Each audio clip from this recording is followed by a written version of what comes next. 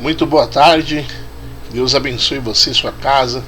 Hoje iniciamos aí a segunda aula do nosso estudo sobre libertação, uma aula objetiva, para que possa tirar suas dúvidas. Pega o seu papel, a caneta e Bíblia. Já vamos dar início à nossa aula.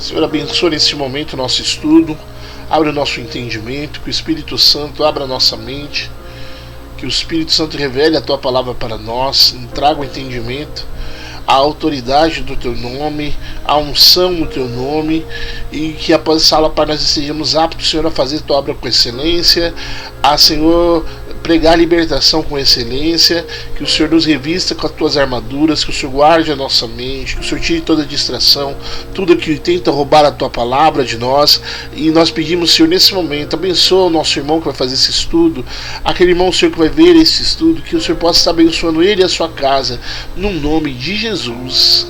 Amém.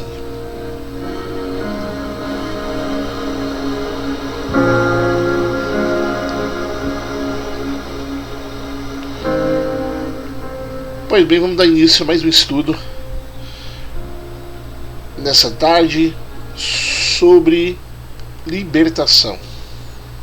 É um tema polêmico, mas se julga necessário continuar estudando. Nós tivemos a primeira parte e hoje vamos começar a nossa segunda parte, e eu convido você a pegar seu papel e caneta e nós vamos já começar nosso estudo para sermos bem objetivos. Então hoje nós vamos falar sobre o que é possessão demoníaca. Então a possessão demoníaca, segundo abordagens pentecostais, envolve o controle direto de um humano por um espírito maligno, que assume sua mente, vontade e corpo. E geralmente manifesta-se por alterações de voz, comportamento, e em alguns casos, conhecimento oculto ou força desproporcional. Então, quais são as evidências que alguém foi possuído pelo demônio? Quais são as evidências? As evidências comprovadas, vistas no meio pentecostal, é alteração na voz, de comportamento, até mesmo de conhecimento de coisas ocultas, né, que a pessoa faz, que outras pessoas fazem, e em alguns outros casos, força desproporcional. Então essas são a evidência de que de fato o demônio possuiu uma pessoa. Ele muda a personalidade daquela pessoa, ele altera a voz daquela pessoa, ele traz ao conhecimento coisas ocultas que ninguém sabe, e ele mostra uma força desproporcional. Então essas são as primeiras evidências que a gente consegue perceber que alguém está possuído, uma possessão demoníaca, ok? O que é uma possessão demoníaca? O teólogo pentecostal Meyer Pirman observou que o indivíduo sob a influência não é mestre de si mesmo, ou seja, ele não tem poder sobre suas faculdades mentais. O espírito age por seus lábios e silencia a vontade. Em alguns casos, a pessoa sente a presença maligna, causando calafrios, medo e desconforto. Então, quem está possuído por um demônio, ele perde suas faculdades mentais, e a sua faculdade mental é totalmente dominada e controlada pelo demônio. Tanto que a pessoa não sabe o que acontece. Em alguns casos, quando ainda não há possessão, mas só a aproximação desses espíritos, algumas pessoas conseguem sentir essa presença, que causam calafrios, medo, desconforto, enjoo, sensação de desmaio e outras coisas mais. Então essas são algumas das percepções espirituais que nós temos, ok? Então qual é a diferença de uma possessão e uma opressão? Eu já disse na aula passada que opressão todos nós podemos passar, o inimigo fazendo força para tentar dominar a nossa vida. Agora, possessão, quem realmente é crente não pode ser possuído pelo diabo. Por que não pode, missionário? Porque sua vida está preenchida com a presença do Espírito Santo. Então é impossível que um crente que é crente mesmo, seja possuído por demônios, ok? Então o que é uma opressão? É uma influência externa que pode ser feita através de ataques mentais, aqueles pensamentos intrusivos que você não quer pensar naquilo, aquilo vem na sua mente, tenta atacar sua mente, seu emocional, uma angústia, um aperto sem razão, um ataque físico, uma fraqueza, um enjoo, uma dor que não tem fundamento. Então isso tudo são opressões, são ataques espirituais que o inimigo pode fazer para tentar nos atacar, tá certo? A opressão, ela não dá ao inimigo controle, então ele fica sem controle total, ele está tentando controlar, então é uma opressão. Então o inimigo na opressão, ele não tem o controle, tá? Só na possessão, na opressão não. Na opressão ele está tentando dominar território, ele está tentando minar a fé do cristão, ele está tentando trazer pecados, ele está tentando trazer ilegalidades para que ele possa possuir e destruir a vida daquela pessoa. Sem essas ilegalidades, ele não tem como possuir, mas ele pode oprimir para que você desvaneça, para que você pare, tá certo? Na possessão, o inimigo tem um controle interno das vontades, do corpo e da alma da pessoa. Por isso, a pessoa perde sua faculdade mental. Ela fica ali silenciada pelos demônios, e os demônios fazem o que eles querem. Tá, ok? Então é bom a gente frisar isso. Então vamos falar sobre brechas espirituais e como o inimigo entra. Na perspectiva pentecostal, os espíritos malignos encontram portas, que também vocês vão ouvir chamado de portais, tá bom? Portas para agir através de pecados não confessados, permitindo o terreno espiritual para a entrada do mal. Então quando nós cometemos algum tipo de pecado e não confessamos, ali é uma brecha, né, que nós chamamos no meio pentecostal de uma brecha, uma porta, um acesso, um portal, para que o inimigo comece a acessar. Então eu pequei e já vou ficar... Não é assim que funciona. Essa brecha, essa porta vai começar a dar acesso ao inimigo para ele trazer outras coisas. Então tem gente hoje que está com a sua vida espiritual totalmente fria porque ele tem pecados não confessados. Tem gente hoje que o inimigo está quase dominando sua mente por causa do pecado. Então, cuidado com as brechas. Pecados não confessados são brechas. Você tem que confessar diante do Senhor todas as suas culpas. Não tenha vergonha de confessar diante do Senhor, porque o Senhor pode perdoar. Peça que o Senhor te ajude. Se em alguma área você tem uma fraqueza, uma recaída, peça que o Senhor te liberte. Nós vamos falar sobre a libertação mais à frente. Então, para ter a libertação, aí você vai dizer assim: não, eu não vou pedir perdão porque eu vou cair de repente no mesmo pecado depois. Mas se você não confessar, você vai acostumar com esse pecado. E é necessário orar a Deus a respeito desse pecado que você está cometendo, para que Ele te dê força para se libertar. Então, se você não confessar, você não orar, você vai se acostumar, e daqui a pouco você vai dizer que esse pecado não é pecado, que é assim mesmo. Então, o pecado é uma porta de acesso, aonde através dessa porta de acesso o diabo pode trazer outras coisas para a sua vida. Então nós precisamos tomar cuidado com os pecados, seja ele de qualquer tipo. Tem algumas pessoas que dizem assim: é um pecadinho inofensivo. Então o pecado ele gera portas de acesso, portas de legalidade, para que os demônios possam atacar nossa vida, ok? Então pecados não confessados permite que o terreno seja dominado e vai se propagando até um ponto de você perder o controle, porque o mal vai entrando, ok? O que mais? Traumas não curados, mágoas, rejeição, abuso, abre vulnerabilidades emocionais e espirituais. Então a pessoa tem algum trauma, traumas paternos, maternos, traumas pessoais, traumas emocionais, sofrer algum tipo de abuso. Isso tudo também são portas de entrada. Se você, gente do Senhor, não confessar que há essa ferida, que há esse problema com você, que você tem essa dificuldade, o inimigo vai usar essa porta de acesso para destruir sua vida. Então é necessário. Então de repente tem algum assunto que você não pode contar para ninguém, um abuso que você não pode contar para ninguém, uma rejeição que você não quer contar para ninguém, uma palavra que te feriu que você não quer contar para ninguém. Você precisa orar a respeito e dizer: Deus, houve aquela rejeição, houve aquela mágoa, houve aquele abuso, houve aquela palavra, e aquilo me feriu, ainda estou ferido por dentro, traz a cura.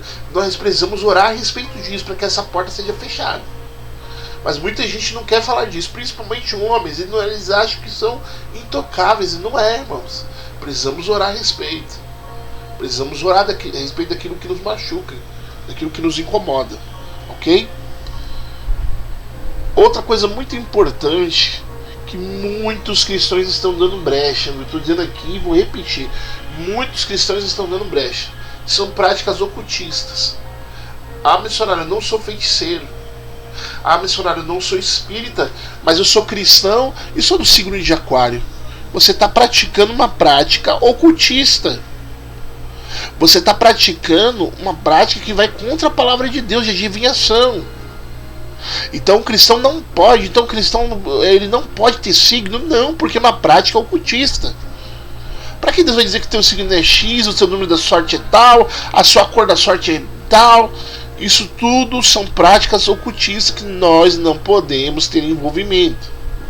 Então esse tipo de prática, ela abre portais, ela abre portas espirituais para que os demônios possam atacar a nossa vida. Então cuidado. Se você praticava de forma sem saber, você era inocente e Deus tem misericórdia e Ele perdoa. Agora, sabendo disso, você não pode mais ter esse tipo de prática. Então, cristão não consulta horóscopo, cristão não procura número da sorte, não, cristão não tem signo, não. São práticas ocultistas que está fora do padrão da palavra de Deus. Não precisamos de nada disso. Então o cristão não pode. Essas práticas trazem acesso. Essa prática dá legalidade para os espíritos agirem. Também temos a questão das maldições hereditárias. As tradições espirituais que são consideradas até o seu feito ser quebrado. Então, o que são as maldições hereditárias? São aquelas pessoas que tinham professavam uma outra fé, mas não quebraram vínculos. Não declararam que de fato Jesus é o Senhor da sua vida. Não rejeitaram as obras das trevas. Existem algumas pessoas que estão em cima do muro, está na igreja e não tem como. A Bíblia diz que é céu ou inferno, luz ou trevas. Então precisamos decidir, não tem como servir dois senhores. Então algumas pessoas, por tradições espirituais familiares, se envolveram com outras religiões e nunca fizeram uma oração quebrando todo o pacto, todo o voto, todo o feitiço, toda a maldade que fizeram para outras pessoas, não anularam. E isso fica perdurando no mundo espiritual até que você confesse Jesus como seu Salvador. E que você ore quebrando isso, e que outra hora era instrumento de destruição, agora você vai ser agente de restauração em Deus, e vai começar a profetizar bem, você vai começar a orar dizendo que toda maldição seja quebrada da sua família, toda maldição da sua geração seja quebrada. A partir de você todos vão ser benditos, a partir de você todos vão dar certo, a partir de você todos vão servir o Senhor. Ok? Então precisamos quebrar essas maldições. Se você não entregou a sua vida para Jesus e só vai à igreja, não tem como essa maldição ser quebrada. Se você não aceitou Jesus, se você só faz campanha, não tem como essa maldição ser quebrada. A única forma de quebrar a maldição é aceitando aquele que tem o poder de quebrar, que é Jesus. Ok? Outra porta de entrada, que chamamos de brecha, portal ou porta, são os vícios. A pornografia, as drogas, a bebida, a prostituição. Então eles entram são portas de entrada. Uma coisa vai puxando a outra. Uma coisa vai puxando a outra. E quando a pessoa vai ver, ela já está laçada, ela já está presa. Outra coisa muito importante a gente dizer são entretenimentos malignos. Então tem cristão que gosta de filme de terror, filme de invocações. A gente precisa tomar cuidado, irmãos. A gente precisa tomar cuidado. Porque as exposições constantes desse conteúdo podem nos trazer problemas. Podem nos trazer problemas. Assim como somos abençoados através de uma mensagem, se aquele filme foi feito no intuito foi consagrado ao inimigo, para destruir, para atacar vidas, se aquele filme foi consagrado e recebeu, você estando assistindo aquilo, você está abrindo tua porta espiritual. Eu não sei você, mas eu me lembro que uma vez, quando adolescente, eu e meus irmãos nós tínhamos o hábito de assistir filmes. E toda vez que eu assistia esses filmes de terror, eu não conseguia dormir. Eu ficava vendo vultos. E eu não entendi o que era isso, porque era porta de entrada. O inimigo ficava me perturbando. Pavor, medo. Então, são portas de entrada. Então a gente não pode ficar exposto a esse tipo de conteúdo. Tem gente que fica o dia inteiro vendo o que não deve, falando o que não deve, ouvindo o que não deve, de noite quer sentir a presença de Deus, como se você está exposto à porta de entrada da sua vida o dia inteiro, não recebeu nada do Espírito, só coisa que não edifica. Não vai sentir, meu irmão. Não vai sentir nada. Então a gente tem que tomar cuidado, porque a Bíblia diz que a candeia do corpo são os nossos olhos. Os nossos olhos são a porta de entrada. Aquilo que os teus olhos estão vendo, aquilo que você está ouvindo, são portas de entrada espiritual para o teu corpo. Você está recebendo. Se você não recebe nada do Espírito, só absorve coisas carnais, coisas que satisfazem seu ego, coisas que despertam a sua carne, que despertam o teu apetite, não tem como vai sentir a presença, não vai ter como sentir a presença de Deus. Então, essas brechas podem destruir sua vida espiritual. E aí você, sabe, já viu aquele crente que não tem vontade de ler a Bíblia, que não tem vontade de orar, que não consegue sentir a presença de Deus, que se tornou um religioso, vai à igreja terça, quinta, domingo, ou quarta, sexta, domingo, mas não sente nada. A igreja virou um clube social para ele. O que aconteceu com esse crente? Esse crente deu tanta brecha para o inimigo, de forma consciente ou inconsciente, que o que acontece? Ele tirou o essencial, tirou a conexão do Espírito na vida daquele crente. E agora esse crente não consegue mais ver o mal, ele acostumou com aquilo, ele absorveu tanto aquilo, que aquilo se tornou comum, se tornou normal. Então nós vemos uma geração hoje onde as pessoas querem ouvir o que não edificam, querem falar o que não edificam, querem ver o que não edificam, e depois que sentir a presença de Deus, não há como, tem que ter uma preparação. Então seus olhos, seus ouvidos são portas de entrada. Aquilo que você ouve influencia o teu espiritual. Se você ouve algo que não edifica, você não vai edificar o teu espiritual. Se você só ouve palavra de derrota e se alimenta dessa palavra de derrota, você vai ser um derrotado. Então, de forma consciente e inconsciente, muita gente está se abrindo e se expondo a conteúdos que, não, além de ser conteúdos demoníacos, são conteúdos que veio para atacar a sua vida espiritual. E aí acontece, você não tem vontade de ler a Bíblia, você não tem vontade de orar, você não tem vontade de buscar a presença de Deus, e você acha que está tudo certo. Mas isso o que é? São ataques espirituais, que o diabo não quer que você busque, que você leia, que você sinta. E nós precisamos fazer essa reparação espiritual. Tirar aquilo que está roubando o lugar de Deus. Trazer novamente na nossa vida, dar lugar à nossa vida a oração, a leitura da palavra, a busca do Espírito Santo. Dar vazão à presença de Deus, para que a gente possa ter uma vida plena. Então nós vamos falar aqui rapidinho sobre a hierarquia demoníaca na Bíblia. O reino das trevas é um reino organizado. É um reino organizado.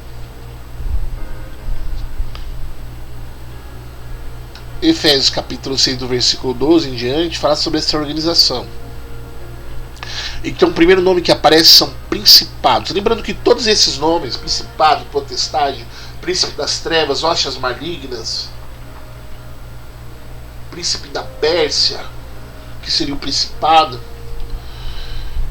todos eles são demônios, são anjos caídos, tá certo? Todos eles são anjos caídos, que tem uma função. Então, assim como tem um principado maligno, tem o principado de Deus, tá bom? Assim como tem a potestade maligna, tem a potestade que faz parte da presença de Deus, dos anjos de Deus, ok? Assim como tem ossos espirituais da maldade, tem da bondade. Então, vamos dizer assim, é uma dualidade, ok? É o bem e o mal lutando todo o tempo. Então, os principados são anjos que regem nações. Existe um principado sobre o Brasil, existe um principado nos Estados Unidos, ok? Esses principados são responsáveis por atuar em cima das nações. Em cima das nações. Então existe um principado no Brasil. O principado do Brasil, no sentido espiritual falando, que nós temos aqui um principado que se chama, que é a padroeira, que dizem que a padroeira do Brasil é a Aparecida. A Aparecida é o principado que rege e ataca o Brasil, que é responsável pelo Brasil. E existem outros principados. E existem as potestades. As potestades são responsáveis por atacar os governos, os sistemas, as estruturas, a política. Então, será que os demônios estão agindo na política, gente? Será que os demônios estão agindo no meio das estruturas, da política, das leis, da mente das pessoas? O errado agora é o certo é errado. O que é isso? É a ação desses principados, dessas potestades. Ok? São ação maligna. Príncipe das Trevas são lideranças demoníacas regionais. Então tem lá tem um príncipe das trevas no Brasil, tem um príncipe das trevas no outro país. Eles são responsáveis, eles comandam a cadeia de demônios ali. Ok? E as hostes espirituais da maldade são esses demônios que nós lutamos com ele dia a dia, que é aqueles demônios que nós falamos até na última aula, que vieram das religiões africanas, né? Nós temos bastante conhecimento por causa dos irmãos que se converteram da raiz africana. E aí são essas hostes espirituais, são os demônios comuns do dia a dia, que agem na área financeira, na saúde, na família, em todas as outras áreas. Então essas hostes espirituais são esses demônios do dia a dia que atacam as áreas da nossa vida. Ok? Então o reino espiritual é um reino organizado. Se você não souber o que está atacando, ou de onde está vindo o ataque, você não tem como contra-atacar. Então, exemplo, se está tendo um problema na política, eu tenho que orar para Deus repreender o que? Uma hoste maligna? Não.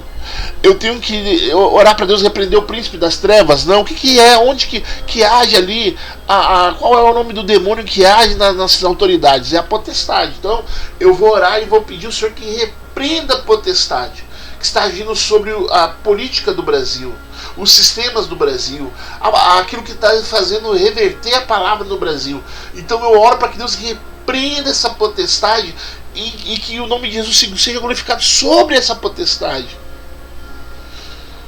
Então, se está tendo algum problema na nação, e nós temos muito problema na nossa nação, quem que nós vamos atacar em oração? Pensa comigo aí, quem que nós vamos atacar em oração? As hostes espirituais? Não. O príncipe das trevas? Não. Nós vamos atacar os principados, que são os espíritos malignos que influenciam a nação, o Brasil. São os espíritos malignos que aliciam os brasileiros para que façam pactos, para que não aceitem Jesus, para que dificultem a vida dos cristãos, para que persigam as pessoas que não professam os mesmos ideais, as mesmas ideias. Então o que é isso? É a ação de um principado. Então, nós que estamos buscando orar por libertação, temos que saber a área que nós vamos atacar. Eu vou atacar um principado, eu vou atacar uma potestade. Como eu ataco o príncipe das trevas? E o príncipe das trevas, o que é? Esse príncipe das trevas são aqueles demônios que atacam regiões, que atacam famílias. Então, por exemplo, na minha descendência geracional, Na minha família, o inimigo age muito através de vícios de bebida, drogas, prostituição. Então o que eu tenho que fazer? Quando eu atacar esse príncipe das trevas, eu vou anular isso, eu vou repreender todo o divórcio, eu vou repreender todo o demônio de vício de bebida, eu vou repreender todo o vício de prostituição, eu vou declarar a vitória de Jesus sobre esse príncipe das trevas, que são esses demônios que estão atacando a minha geração, as regiões da minha família, que está atacando meu bairro, que está atacando meu estado, que está atacando a minha cidade, esses demônios que têm a liderança. E eu começo a repreender eles em nome de Jesus e declarar a vitória de Jesus. Ok? Outra coisa muito importante na libertação, às vezes a gente já vê alguém orando e pedindo para Deus repreender, mas não dá uma ordem específica, só manda sair e diz: sai. Como assim sai? Sai, mas sai para onde? Se você não determinar um lugar específico, ele vai ficar perambulando. E ele pode voltar novamente. Ele pode voltar novamente para atrapalhar. Então o que a gente tem que fazer? Determinar um lugar para ele ir. Entendeu, meus amados? Então é isso. Então vamos lá. Como combater espíritos malignos? Então, no ministério pentecostal, na linha pentecostal, nós temos armas espirituais bíblicas que são fundamentais para a gente vencer esses ataques espirituais e os demônios. Existem demônios que saem só com oração, e o próprio Jesus diz: tem caça de demônio que só sai com jejum e oração. Então é importante o cristão desenvolver o hábito de fazer jejum, de mortificar a sua carne. Então a primeira arma é a oração e jejum, são fundamentais para derrotar os demônios, todos os demônios, até os mais difíceis. Oração e jejum. Oração e jejum. Essa é uma arma eficaz, resolve 100% dos problemas e conflitos espirituais. Então se você está sentindo que tem algum ataque espiritual, comece a orar e jejuar, que você vai vencer em nome de Jesus. A segunda arma é você ter autoridade no nome de Jesus. Como ter autoridade no nome de Jesus? Só dizer Jesus? Não.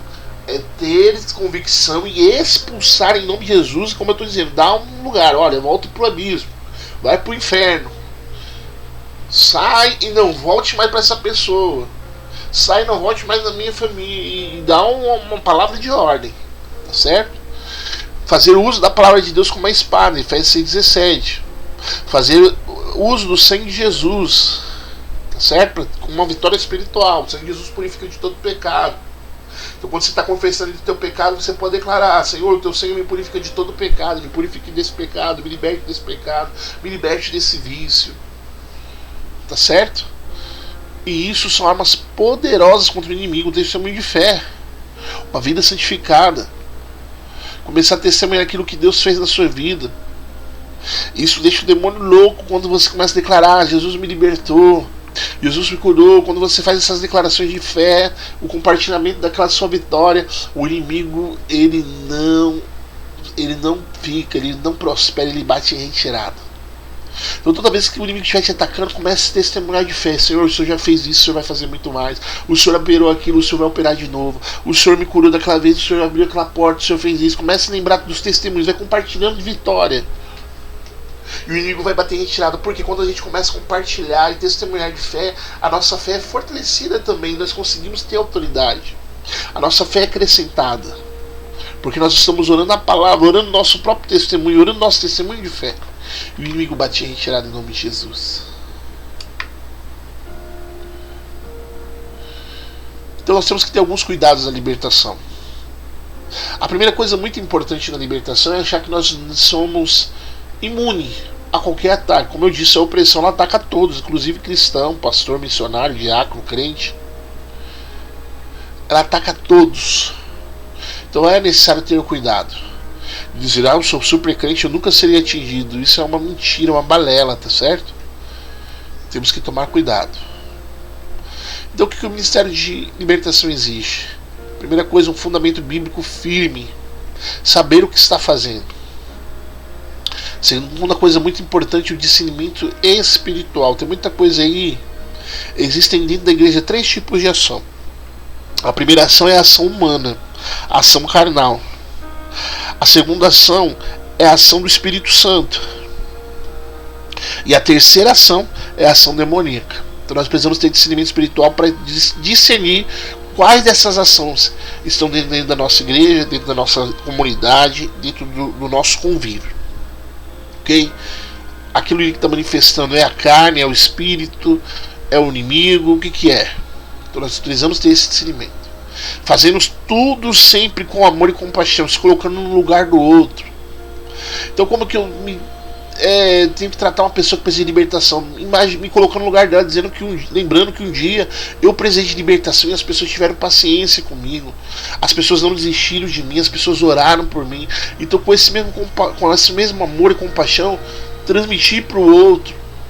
Tá certo? Outra coisa muito importante é a confidencialidade. Às vezes a pessoa confessa ali para você uma fraqueza, uma debilidade, e a pessoa sai espalhando para todo mundo. Isso é ridículo, isso é muito feio, é uma coisa que precisamos ter cuidado, porque às vezes a pessoa se fere e não volta nunca mais para buscar libertação, se afunda mais. E não expor as pessoas publicamente. Então se a pessoa falou alguma coisa, ajuda aquela pessoa em oração, não denigre a imagem da pessoa, não fala da pessoa, ora por ela e deixa que Deus vai tratar da vida dela. Outra coisa importante é dar um apoio e acompanhar o processo e pós-processo de libertação, mantendo a vigilância e o crescimento espiritual. Então nós precisamos tomar cuidado. Precisamos tomar cuidado. Ok? Então para a batalha espiritual, nós temos alguns passos práticos que já falamos na aula passada, vamos relembrar. A primeira coisa é fazer um diagnóstico, identificar as brechas, os tipos de influência maligna. Então qual é a área que ele está atuando? O que ele está tentando fazer? Quais são os pensamentos? Quais são as intenções? E aí a segunda coisa, nós vamos fazer uma oração de arrependimento e confissão, para fechar essas brechas. Deus, eu estou com dificuldade aqui, ó, eu estou ficando muito irritado, eu não estou tendo domínio próprio, age aqui na minha mente. Senhor, eu estou com pensamentos impróprios. Senhor, eu estou com pensamentos de raiva, de fazer isso ou aquilo. E vai confessando diante de Deus para fechar essas brechas. E aí você renuncia, Senhor, renuncia esses pensamentos. Se você fez algum pacto, você tem que fazer o abandono, uma renúncia, o abandono, todos esses pactos, todas aquelas práticas ocultas. Eu declaro que a partir de hoje Cristo é o Senhor. Eu declaro que em nome de Jesus eu só vou seguir o Senhor. Eu declaro que o Senhor é suficiente, o Senhor é meu Salvador, o Senhor é meu Deus. E vai renunciando. Tá certo? Outra coisa importante, quebrar as maldições. Então se o inimigo está trazendo algum tipo de maldição para sua família, e você não toca, mas ele pode tentar na vida do seu filho, na vida de um parente. Então faça uma oração de intercessão, com uma fé ativa, com uma fé poderosa. Ok? Faça a expulsão, a declaração de autoridade no nome de Jesus, repreendendo isso. Busque a cura interior, busque a restauração emocional e espiritual. Se liberte do sentimento de medo, de revolta, de culpa, de qualquer coisa que o diabo queira colocar como intuito na sua vida. Repreenda isso na sua vida no nome de Jesus. E por último, e muito importante, busque o enchimento, o preenchimento com o Espírito Santo, porque se a casa estiver vazia, a Bíblia diz que o inimigo volta de novo. O inimigo volta de novo e ele tenta dominar a tua casa espiritual. Então, não demore. Fique atento, ok? Então, tem aqui um diagrama, tá certo? No meio tem a libertação. E nós precisamos buscar a libertação. Primeira área, confessar. Então, como começa o missionário, o processo de libertação? Confessando pecados. Ok? Então, como que eu consigo vencer o pecado? Através do ensinamento de Cristo. Eu estou praticando tal situação, essa situação está condizendo com o que a Bíblia diz, os ensinamentos de Cristo. Será que o Senhor se agradar de mim me vendo para fazer tal prática?